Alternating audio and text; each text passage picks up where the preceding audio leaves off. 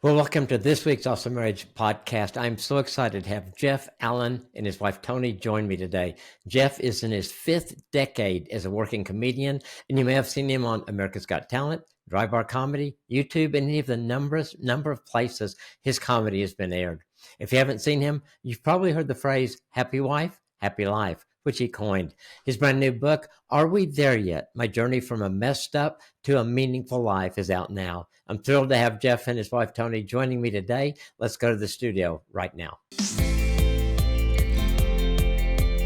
Well, Jeff and Tammy, welcome to the Awesome Marriage Podcast. Thanks for taking time out of your schedules to spend time with us today. I'm excited to talk to you guys, excited to get to know you guys more, and thanks for saying yes. Well, don't get too excited. Just keep your expectations low, and we will meet every one of them. So, that leads into a good first question. How did you get into college? How did you here until we're done? Okay. So, how did you get into comedy, Jeff? What was your story? I think that's great. I was working for a jewelry company, and after setting up a show one night, somebody said, let's go to the Comedy Cottage. And I said, what's that?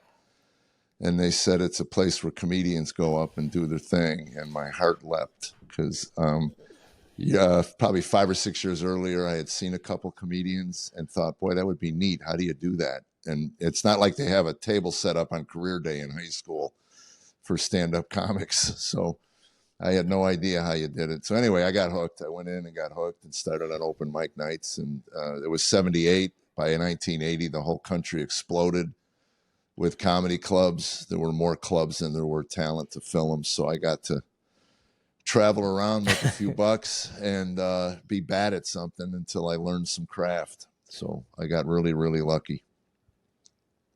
Yeah, good timing, and obviously you're talented, or you still wouldn't be doing that. or extremely neurotic. So, Jeff and Tammy both, tell us about the early years of your marriage and family life. What were those early years like? Wow. We were different people, totally different people than we are now. Mm-hmm. What was different? Tammy? The early years, I was like traveling. I walked into the marriage. I was traveling 50 weeks a year, and really had no responsibilities. No, I had a mattress on a floor in Los Angeles in a 2-bedroom apartment with a roommate that I never saw. And I met Tammy in November and January. She came out to LA, and I asked her to marry me in April, and we got married in July, and she gave birth to our youngest son the following January, and we started a life together. I think she had a better understanding of what that was going to entail. Not so much me. I never had a long-term relationship. This was my first one, and hopefully my last. So it was. I walked in without any idea of what I was getting into, and I was in about a year into our marriage. I had to quit drinking, and I knew I couldn't do both. I couldn't stay married and keep doing what I was doing, and then that kind of is the genesis for the book. That's 7 or 8 years of trying to be a better husband and a better father, and what that looked like. And anyway, she she put up with a lot. So tell me, what was it like for you? So Jeff's traveling. You guys are didn't have a long dating period, didn't have a long engagement period, and then pregnant and a baby early in your marriage. What was it all like for you at that time? Well, we were financially and mentally and spiritually broke. We were broke in every sense of the word. We didn't have any money. We didn't have faith. We didn't have any solid ground as a foundation for our marriage. So if we could have done it wrong, we definitely did it wrong. Everything was wrong. Mm-hmm. Yeah, we cover in the book, So I think, if you look at the list of things that break up marriages, I think we pretty much covered the gambit. From alcohol and drugs. You together? Pardon? What kept you together? Boy, you found... I think God had a hand in Jesus. us, whether we acknowledged him or not. I really believe that. Yeah. I think certainly when it comes to my career, I tried to get out of it 3 or 4 different times, and something would always come up. I mean, I was one day from joining the Air Force when I was 26 years old. I realized that it's going to be hard to make a living doing comedy, and decided I'd join the military. And then the day before I was scheduled to take the physical, somebody called me and sent me on a job to Ohio to do comedy, and got me into a chain of comedy clubs, and it kept me around for 3 or 4 more years. And then I decided I was going to quit again. And I got married, and we moved to Boston, and I was able to stay in town in Boston and make a living. And so I really believe God's hand was in everything. I really do. And, you know, the fact that I traveled, we got a break from each other. You know, I don't know if a lot of marriages could survive how much we were apart. She was alone a lot. Yeah. And I was so self-centered, and I couldn't, I really was not a good husband by standards. I thought providing was enough. And you realize that, you know, you mature and you get older, you realize how lonely her life must have been all those weeks and days I was on the road. And she just wanted a husband. She wanted somebody, a partner, a life partner. So I think God's hand was in it. There's no other reason to explain it other than for whatever reason. He seemed to put people in our path right when things were at the bottom. And it gave us another opportunity, a hope, gave us a little hope that things would be better. That's so cool. I mean, I just hear that story. God just has his hand on us when we don't know he has his hand on us. And it's looking back, you can piece that together, because sometimes we don't recognize it when we're going through it. We didn't recognize it when we were going through it. We didn't recognize it at all. Yeah. Yeah. Just in hindsight after the fact. Yeah, we wrote the book 37 years later, you know. I mean, it's like, and that would have been a different book if we wrote it like 8 years into our marriage. It would have been a different book. Yeah. And I think God has given us a different perspective of, and also seeing his divine hand in it. You know, one of the first things I remember when I gave my life to Jesus, I was sitting on the end of the bed the next day and trying to figure out why I felt so good. I couldn't, I never felt this good. And I remember thinking, oh, I gave my life to Jesus. I wonder if this is what it feels like. And there was this vision in my mind's eye. I saw these markers where Jesus said, I was always with you. I was here. I was here. I was here. I was here. We write about it in the book. These particular parts of my life where I probably could have lost my life pretty easily. And there was just hand of protection and these divine angels, I call them, you know. And so, again, perspective is important, and being through 30 years later,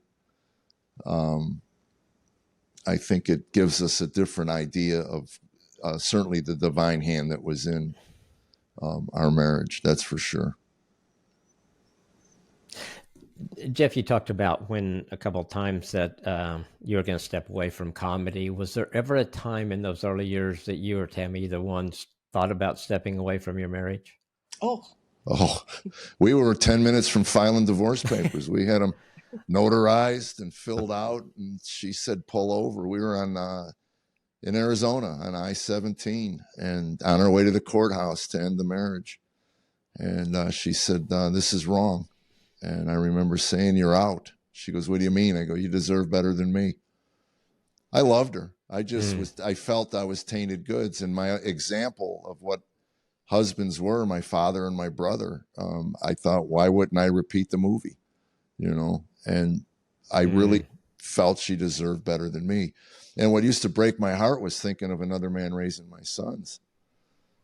I had these visions. I'd be laying in hotel rooms and I'd think of getting a call from my youngest or oldest. He spanked us, Daddy. He spanked us. And it would break my heart. And you're watching this thing you value dissipate because of you. I mean, me, and again, I'd be good for a little bit and then I'd smash things or break things or yell and scream and holler. And Yeah, we told the kids that we were going to get a divorce. Remember? Yeah. And they wanted you to live in the backyard. Yeah. Ryan, my youngest, wanted me to live in the backyard. I go, I'm sure Mom wouldn't like that, but yeah, I remember that. Why can't you live in the backyard? And the funniest story was, of all the things I screamed and hollered and smashed and broke, when I was telling my sons on their wedding day, I said, I want you to know I put things in you that you're too young to remember, but your wife will draw them out. You're going to find yourself acting in a way as a husband that's unbecoming of what you think you should be.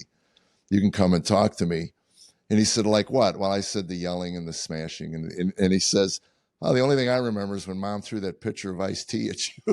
It's like the one time in 37 years that she lost it and threw something. And now it's all the kids remember.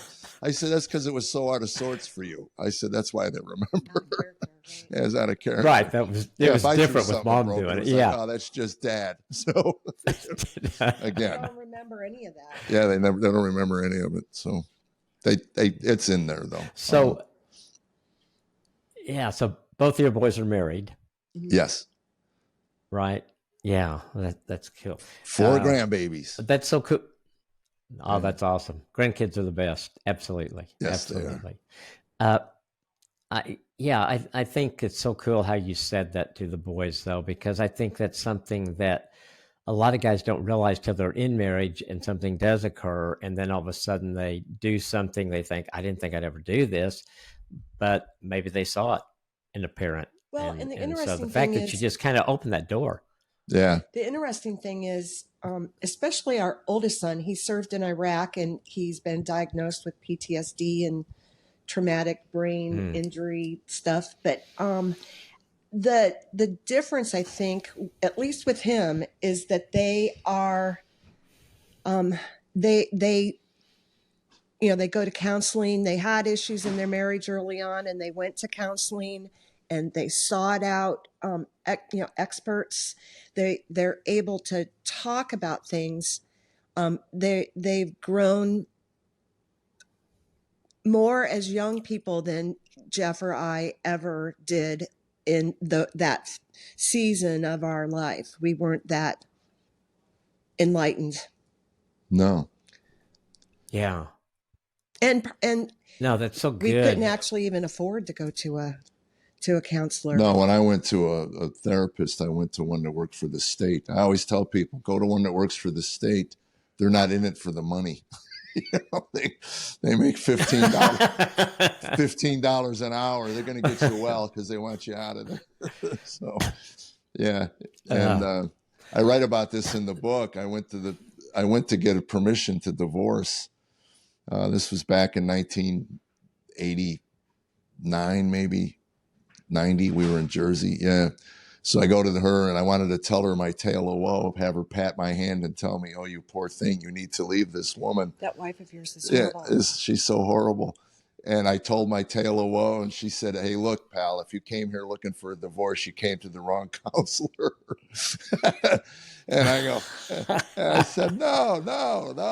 What are you talking about? I want to stay, but she saw right through it, man. And she was great. She was the one that put books into my hands. Awesome. Yeah, she put books in my hands. And I started on the path of kind of trying to figure out what I was. And that's where the title really came from. Are we there yet? Because my first question to my counselor was, when am I done? She says, what do you mean? I go, when am I done? I'm not going to come see you the rest of my life. So she said, well, right now you make some pretty crappy choices. When you can make better choices and be your own counselor, you don't need me anymore.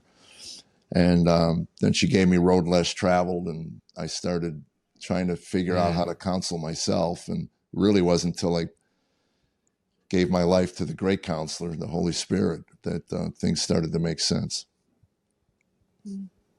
Yeah, absolutely. So talk about that, Jeff. What led you to that decision, and you and Tammy both? How did you guys get there?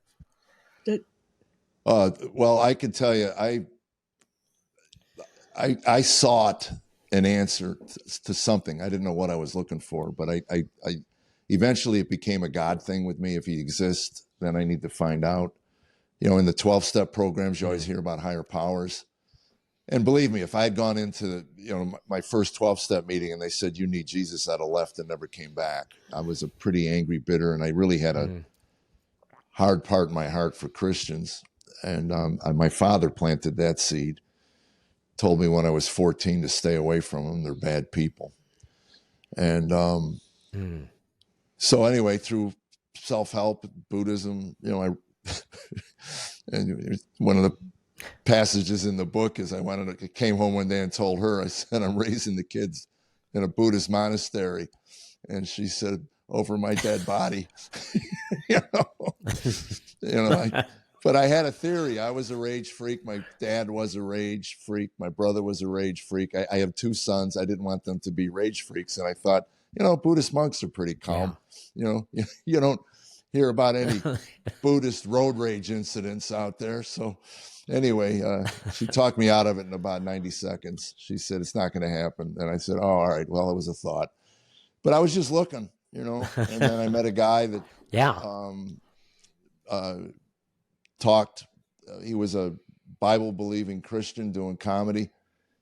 And everything he talked about was from the Bible. And I finally said something about it. And I go, you know, stop using the Bible. Who actually reads that thing? And he said, I do. And I couldn't get my head around that. And he said, what's in the Bible you don't think is true? I said, well, I'm really kind of an atheist. I don't believe the Bible, God's word. It's a tad archaic. And he said, well, then you're not really an atheist. You're a moron. And I had to ask him how he knew that, because he had just met me. And he said, it's the most influential book in the history of the world. And you can't even crack it open. So that started our friendship. Wow. And he signed me up for some tapes coming out of Denton Bible, Tom Nelson's church. And that's how I eventually opened up the tapes. It was about a year into our friendship. And Ecclesiastes, I think there's a whole chapter in the book on Ecclesiastes and the influence. I mean, I don't know if another book in the Bible would have spoke to me at that point in my life like that book. When I heard meaningless, all in life is meaningless. That was, yes, that was such a deep, profound truth. That was my conclusions. It didn't matter. Nothing mattered, you know. And the verse, when the eyes never get enough of seeing, the ears never get enough of hearing. You know, this was 3,000 years ago.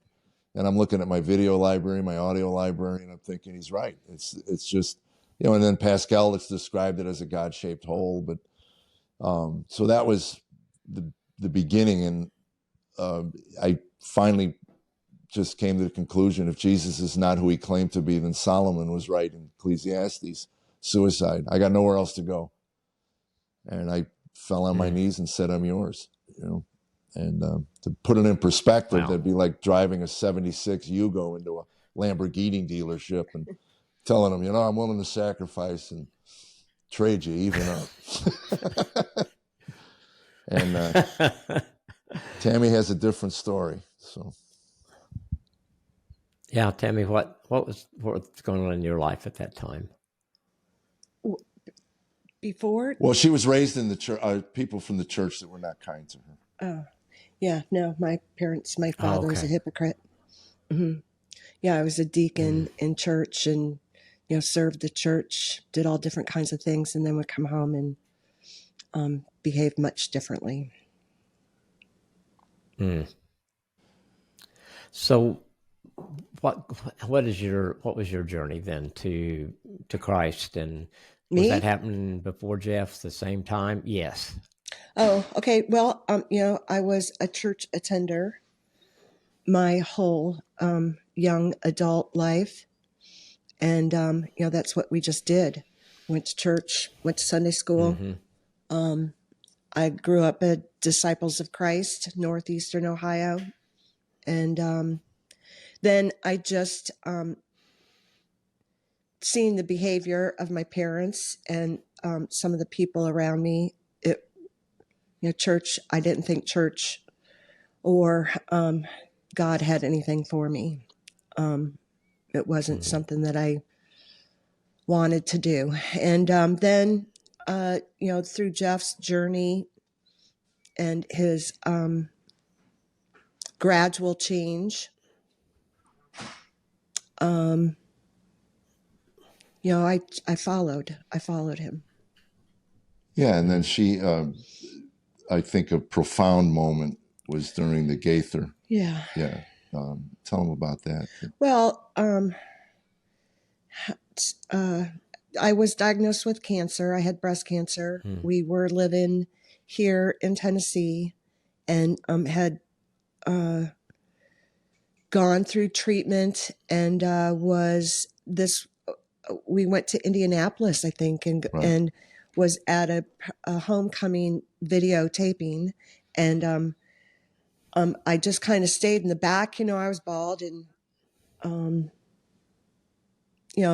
thin and just not very Healthy. No. And you should tell this story because it's. Well, Bill had always told the artist during the taping, he goes, "We're taping. So anything on your heart or mind, don't be afraid to share it." So anyway, I finished my comedy set and I started to leave and I stopped and thought, you know what?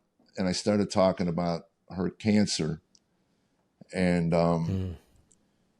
I think after a couple of minutes, I think it was Vestal Goodman stood up. Well, I think it was. And anyway, I said, yeah. Yeah. And she said, and "Is Dottie Tammy Rambo. here?" And Dottie Rambo. And they said, is Tammy here? And I said, "Well, she's in the back of the thing here.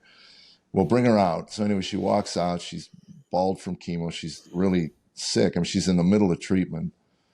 And they said, "Would you mind if we laid hands on you and prayed?" And anyway, I really think it.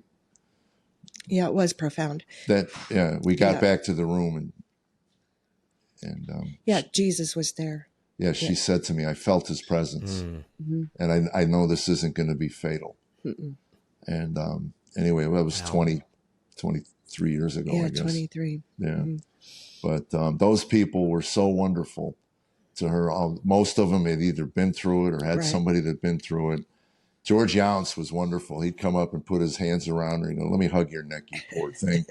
You're too young to be going through this." And it was just a perfect season of our lives. If you have to go through something like that, it was good to be around all those people. Right.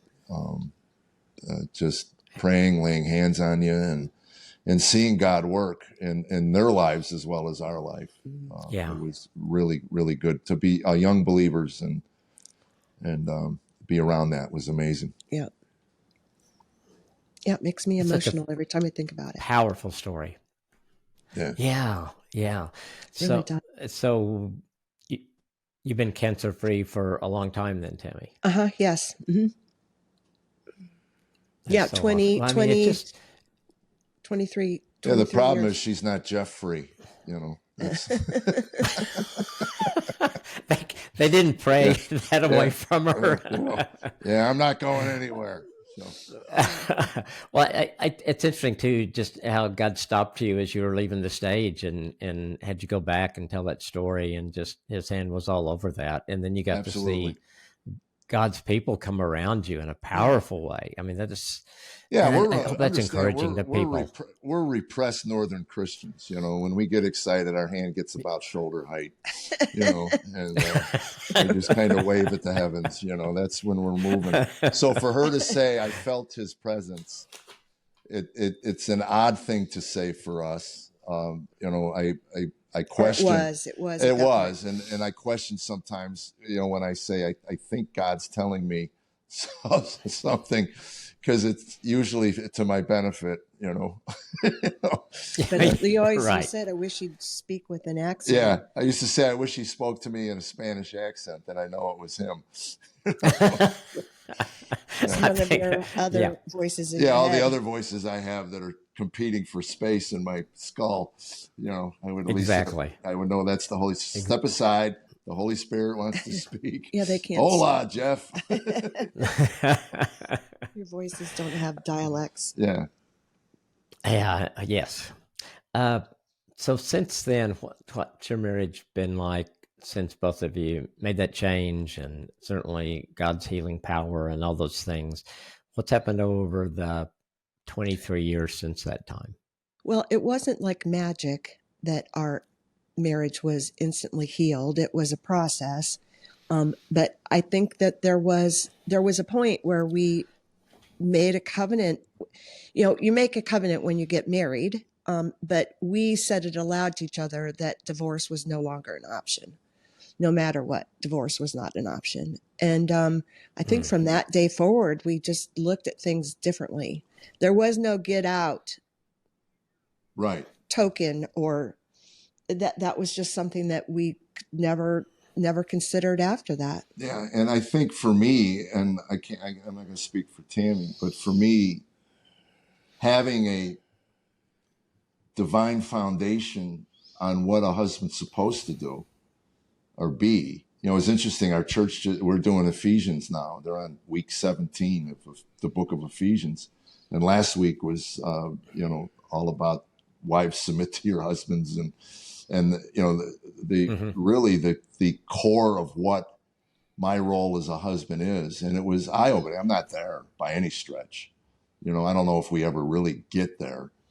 But right. it's a goal and an understanding that this is the Word of God, and this is what's expected of you. And Christ gave us the example by sacrificing his life for all of us. And I think grace and forgiveness just became a little easier with the understanding of I'm to be as graceful and forgiving as he was with me. Yeah, that's hard sometimes. And it's hard. It's difficult. It's you know, sometimes it goes against our nature, you know, and that's what Paul talks about. It's constantly trying to kill off your nature and get more divine nature, you know. So I think that was a big help. And then God opened doors in my career. So the financial stress was it dissipated eventually, but we went through some hard times. You know, the money thing would drive me. It gave me an excuse to be who I really was angry and bitter. You know, well, of course I'm angry and bitter. Look at, I have no money, you know, and I can't take care of anybody. And then after.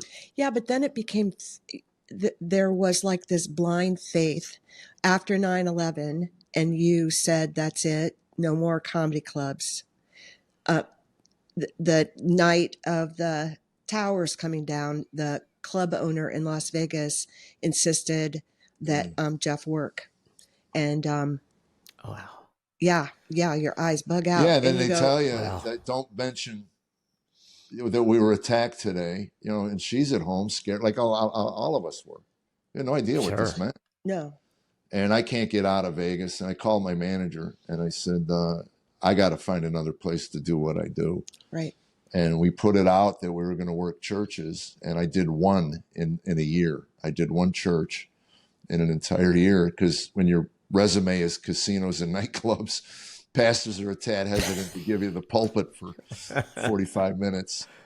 And it was Gaither, really, Bill Gaither, picking me up and bringing me into his family that opened the doors. Michigan kept me alive. I got 4 or 5 pairs of wooden Dutch shoes from Holland, Michigan. Yeah, Michigan kept us alive. They're big Gaither fans and would bring me in, and I started doing outreach at the churches, sharing my story and our story, which is really what the basis of the book is. And again, you know, I really didn't worry about money. I really took the verse to heart. Jesus said, don't worry. You know, Yeah, magically. look at how he takes care of Yeah. the trees and the flowers and the whatever. Don't. Right. And we would, Yeah. and everything we saw just reinforced that. I mean, the time you came home, she came home. We write about this in the book. She came home with a $5,000 check from the road. She would show dogs.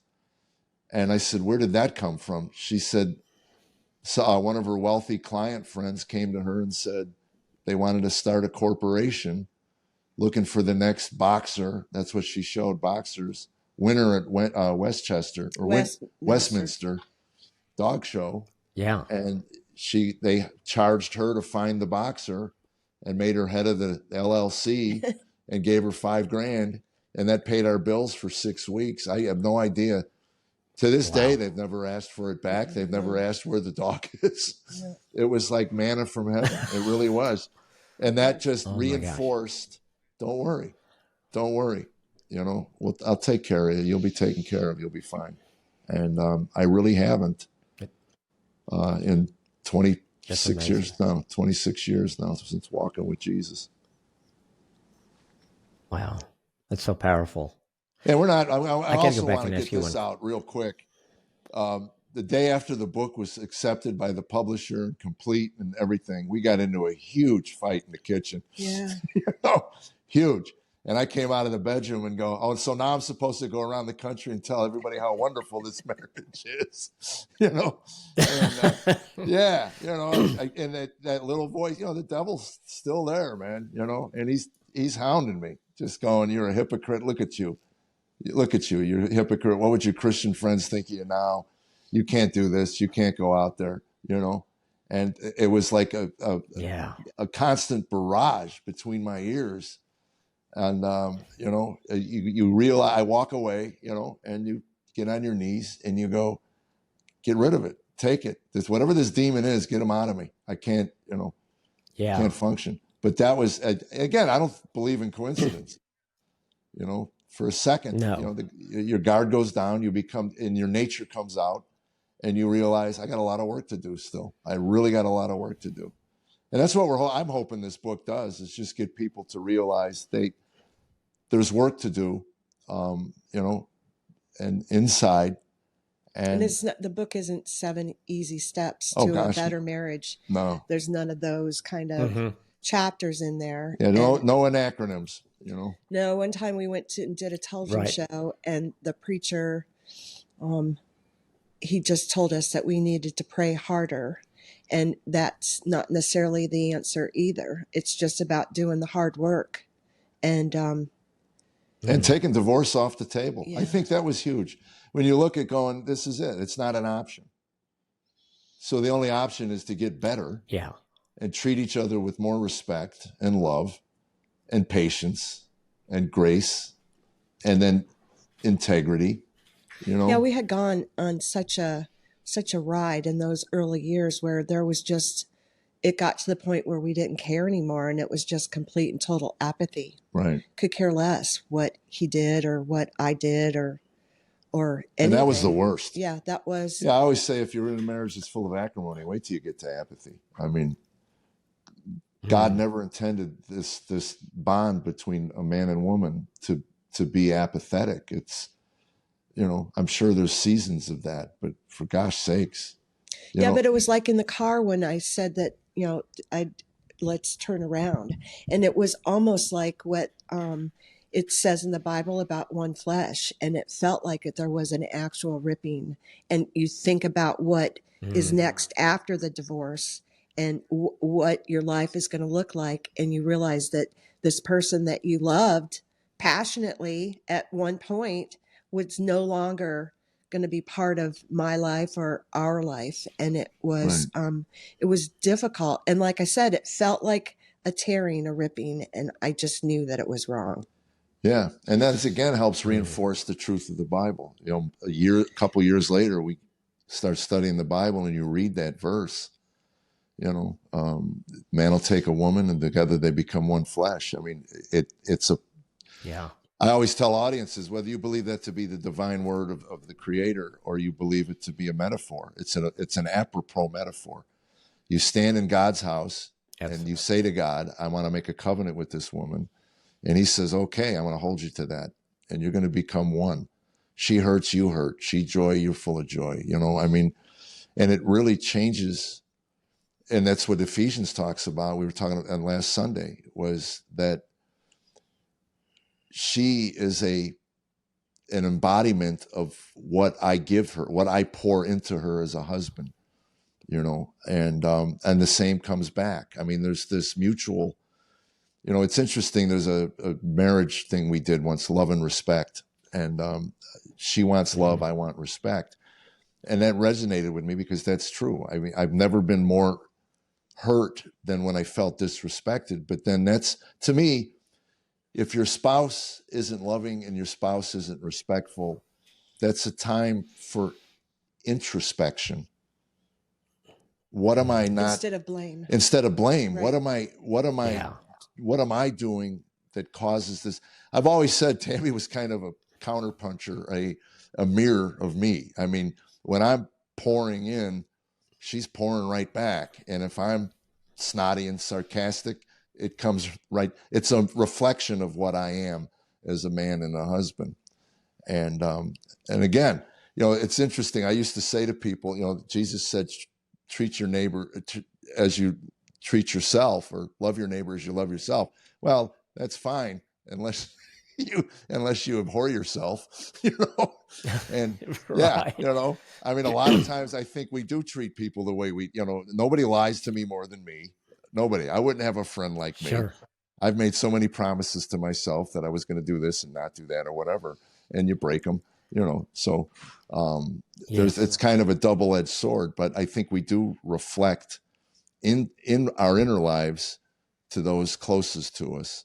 And I think that the book hopefully is a call for people to go inside and realize that your circumstances don't define you. There's nothing in your life right now that can't be changed. And that's the problem with putting your faith in the external, and not something, God, the divine, that never changes. Right. And but I think it's a constant pulling of our natures against what he wants for us. And Sure.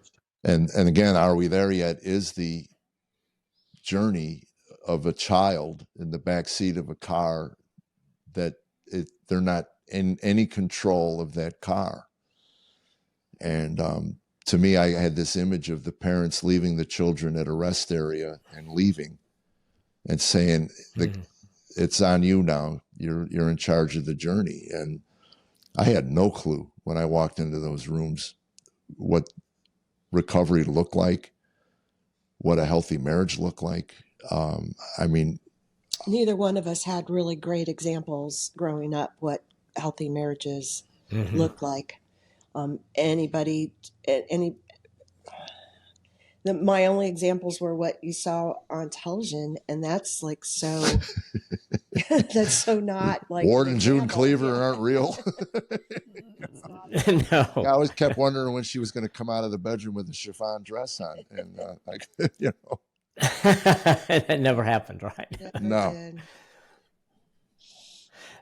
Jeff, I want to go back because I know people listen that struggle with addictions, and you kind of alluded to it earlier and then just a minute ago. But what was that like of getting clean from the drugs and alcohol? What was that process like? Scary on a lot of levels. It was interesting. I was a year and a half into sobriety, and I used those rooms just to complain about her. I would go in every day, raise my hand, and just start complaining about everything. And about a year and a half in, some little old lady walked over to me and poked me in the belly. She was probably just past my navel in height, probably 4'7". And she says, young man, I've been listening to you for quite a while, and maybe the problem in your life is not your wife. Maybe you're the problem. And I wanted to pound her little head into her chest cavity. But I had enough sobriety but driving home, again, I learned to look at those as seeds that God puts in our paths, these little things. And that kind of began the inner search. okay, if God is there, because I heard people talk about him, then I'll figure that out. But that's really what it was. She'll tell you, one of my favorite stories in the book, I talk about staring at the gerbil, and watching it get sticks and move them around, and realizing that that's our human existence. We buy things that sticks. We buy them, they wear out. We take them to the landfill. We go to Vegas or Disney World with the kids. That's the wheel that the gerbil spins. And it was really a profound thing for me. I mean, it was like, holy cow, if this is life, then I'm gone. And she said, you've been gone for a while. That this isn't anything new. But I couldn't get out of my own head. And for years, I mean, again, I write about it because I want people to realize that there's an answer. The arc of the story is that when you say to God and Jesus, I'm yours, then a new counselor comes, a new guide inside you. And to learn to listen to that, again, it takes introspection. You have to, and Aristotle, Socrates, one of them, I don't know, said an unexamined life is not worth living.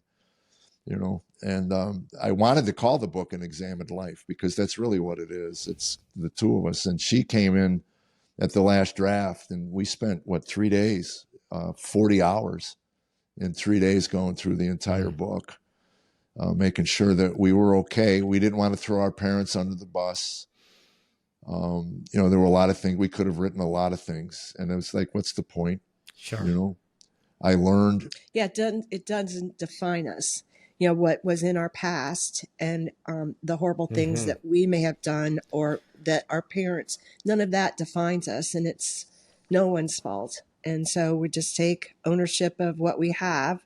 The tools that we came with into the marriage were not very good. They weren't sharpened tools. They weren't iron on. They weren't great.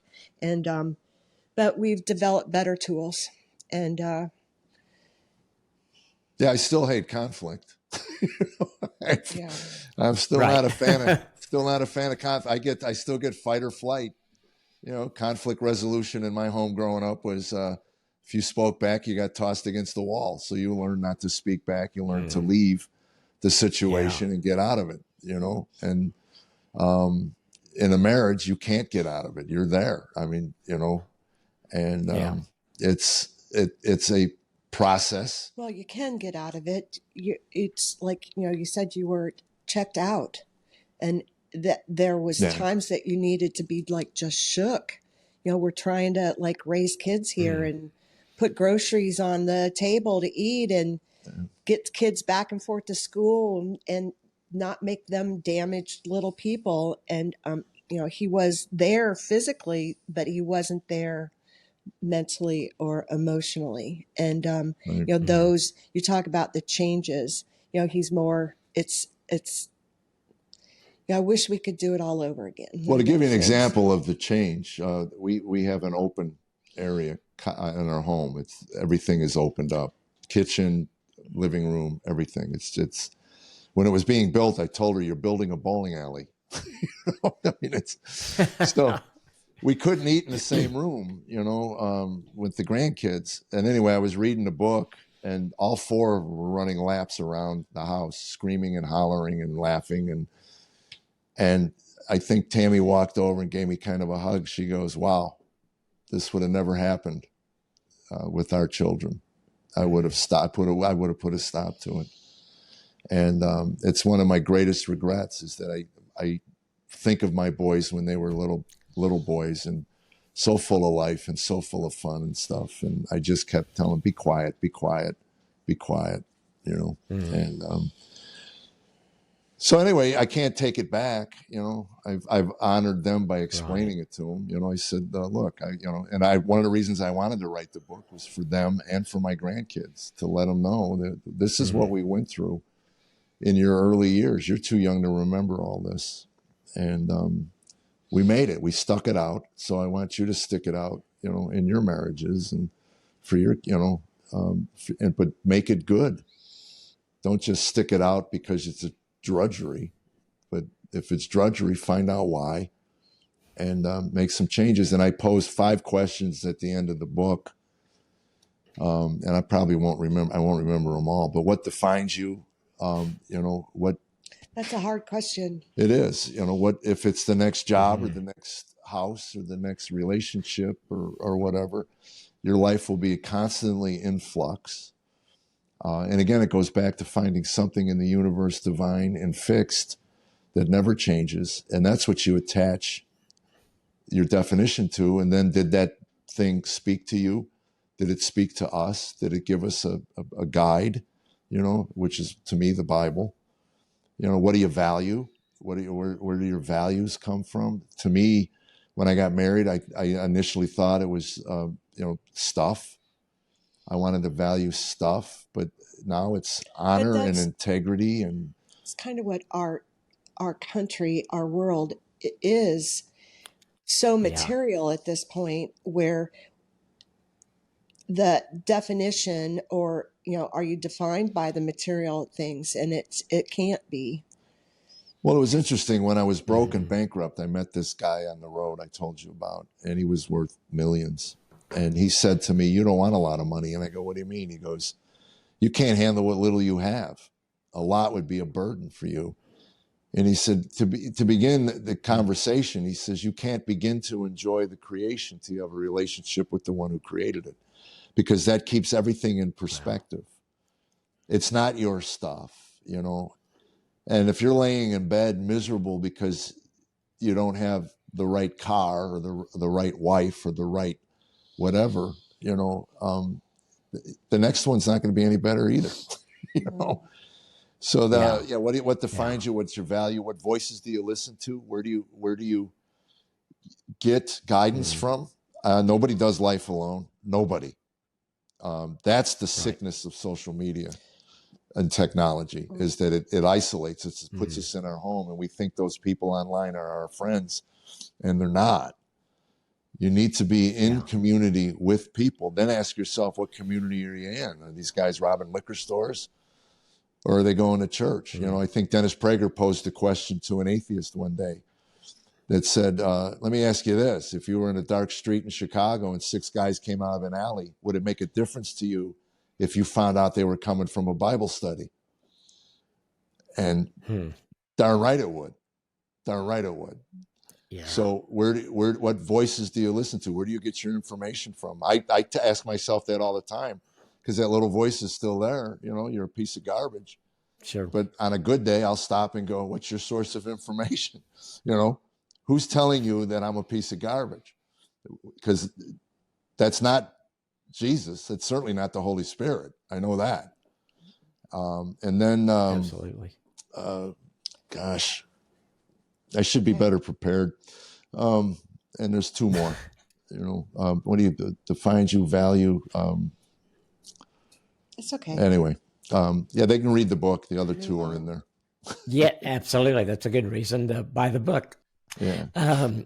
No, that's powerful. And I think too, what you were saying, Tammy, about we should do things over. But I think when as a counselor, and I spend time with couples, and to see that when we make those changes, our kids notice those changes. So your kids experienced one thing, and then they see you guys change. And I think that's how God redeems some of those things that we wish we could go back and change by what you're seeing in your boys now and in your grandkids and things like that. And they're actually they're really good fathers, and I'm so proud of them. I really am. They're in areas that I know I lacked. They spend time with their kids, because that's the one thing. I'll have young fathers come to me all the time and say, "If one piece of advice," I go, "You have one finite thing in life, and that's time." And your kids know, they understand you go to work, but when you come home, and if all you got is 2 hours, all you got is an hour, and you go in and you turn on the TV and you ignore them, that's what does their heart damage. They don't. It's not the 8 hours you're at work or the 9 hours you're at work. It's that hour you're at home, and just take some time and let them know that they're of value. And where does your hope lie? That was another one. Our kids used to think that Dad worked at the airport. the one thing I learned early on was, as children, we can't verbalize. Remember how many times we used to say to Aaron, use your words, use your words, because he would bite and punch, and when he was frustrated. And so anyway, it was a lesson for me as an adult and also as a parent, that children that behave unbecoming of who they are, there's probably a reason for it, and they're just acting out of whatever emotion that they can't express. Yeah, that's so good. It's so good. Let's gosh, there's so many good things that you guys have talked about today. And so what about kind of the listener, the people who are watching today, that would say their life is messed up? What would you say to them? Well, like I said earlier, our book is not like magic, and if you do this or those steps, it will instantly cure. But I think what I would tell the women is, there's hope. It's not the end. There's hope. And change isn't easy. But the definition of insanity, if you keep doing the same things over and over again. And again, I don't know anybody's situations. I have people come to me after shows and go, I'm married to a guy like you. What do I do? And I go, I don't know. If there's not a willingness to change, I had a willingness to change. I'll give myself a pat on the back for that. Well, they don't say they're married to a guy like you. I'm married to a guy like you used to be. Yeah, well, not like you. Yeah, the guy you talk about. Yeah. Right. And angry, bitter, jaded, cynical, foul mouthed. I don't. The book, I hope, is to inspire and give hope too. The last half of the book is kind of where we're at today, and where our hope lies is in Jesus. I mean, honestly, and again, I know to the skeptic and to the atheist, it sounds so trite, but believe me, you can't begin to enjoy life if you don't know the source of life. Right. And it can't happen just magically by you sitting in your house. It doesn't work like that. You have to go out into the community, and you have to become part of it and become the person engaged. You want to be. Again, you want to be loved, be loving. I had a sponsor once give me trash bags, and I said, what are these? He said, when you find yourself where you're white knuckling and you want to drink, go out and pick up trash. And I go, why would I do that? He goes, it gets you out of your own head. And I go, what are you talking about? I'm not picking up trash. And he said, and here's the hard part. While you're picking up trash, don't let anybody see you, because your pride will kick in and you'll start thinking that that's what it's about. Is about feeling good about yourself. And it's not. It's doing something for somebody else. And I used to say, if you take 5 minutes of a day, most of us that are miserable are self-centered. And I could tell you I was. And, I love the saying, there's no smaller package than a man wrapped up in himself. And serving others is a way to get out of whatever situation you're in. And it's God set it up as a paradox. It's not normal when you're miserable to think of somebody else and what can I do to ease the suffering of somebody else. But in the process of doing that, it gets you out of your head, out of your situation, gets you out of the isolation. And obviously a church community, and find one that. Yeah, we went to mega churches for 20 some years, and we would stand in front of the church doors after church as people are filing past, and we realized we didn't know anybody's names. After 10 years, I said, point out somebody we know. Wow. Yeah. So, but we have found a new church now, in our town. We're very happy over that. Before we were driving, a good 40 minutes. But we're involved in a small group now, and we've never done that before. They meet in our house, and there's intimacy by bearing your soul to other couples just, and it's really kind of funny because we've had like some hard days and then have a small group that night and people can tell that there's walls up somehow, but we're able to openly admit. And then like the next week, another couple will go, we're just really struggling. I can't stand the looking at him right now, but we're here, we love each other and we're going to proceed. But it's nice that we can share and have that intimacy. Well, it shatters the biggest illusion that certainly I think women have with the church is that everybody else is perfect and you're not. Yeah.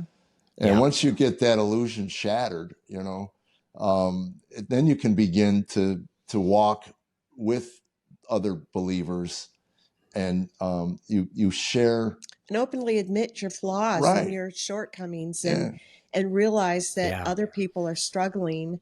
It's so easy to look at other couples and think that there's just perfection. My kid is 4.0, all those, the bumper sticker adages. Is that the word that I want? Yeah. And nobody is there. Nobody's that perfect. Right. Yeah. And our pastor, I love him. He's like in his 30s and he came in to the faith like I did as a recovering addict. And 15 years later, 20 years later, he's a senior pastor. And he's always sharing his, he goes, look, this is for me as much as it is for you. We're still trying to figure it out, and it was funny. He did Ephesians 5:20, whatever, that whole thing. And he said, it's odd. My wife is not here this morning. Yeah, she's just absent for this particular part of scripture, Yeah. That's funny. Well, I know when I counsel people and they're in a church where the pastor is not transparent and honest, I tell them you might want to at least look around for something else because, it trickles down. And if your pastor's willing to be transparent and honest, it opens the door for the rest of us to be. And if he's not, it makes that door harder to open. So he sounds like a great guy. Yeah, he is. Yeah. Last question. So what are each of you loving about your marriage today? What I fell in love with her initially with is her laugh and her joy. She still has the best laugh of anybody I've ever heard. And I like the fact that we can speak more honestly to each other. We're not 100%, there's still trigger points, but I think that I enjoy being in the room with her. I enjoy being in the car with her, and I'm looking forward. We used to remember when we would see the Gaither people coming in. Yeah, the old people. The old couples. I was 40 years old when I was at Gaither, so all of a sudden we'd see these old couples coming in and go, and you think we'll make it. You think we'll make it. We want to be those old people. We do. We want to be the cranky old, hey, be quiet. What do you do? What? But just holding each other up. Yeah, that's so good. Tammy, what about you? I get to spend more time with him. That's what I'm liking. Where before he was, absent physically and emotionally, absent all the time. He would go when he worked, he would, it would be 6 days there and 1 day home and then turn around and do it all over again the next week. And it wasn't by any definition what somebody would call as a conventional marriage.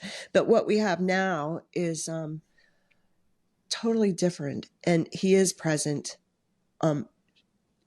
emotionally, and he's not gone anywhere near as much as he used to be. So that's a good thing. Absolutely. Yeah. Mm-hmm. This awesome, guys. The book is Are We There Yet? My Journey from a Messed Up Life to a Meaningful Life. Yeah. It is out. You can get it everywhere. Jeff and Tammy, thank you so much for spending time with us today. It's been a blessing, and thanks a lot. Thank you, man.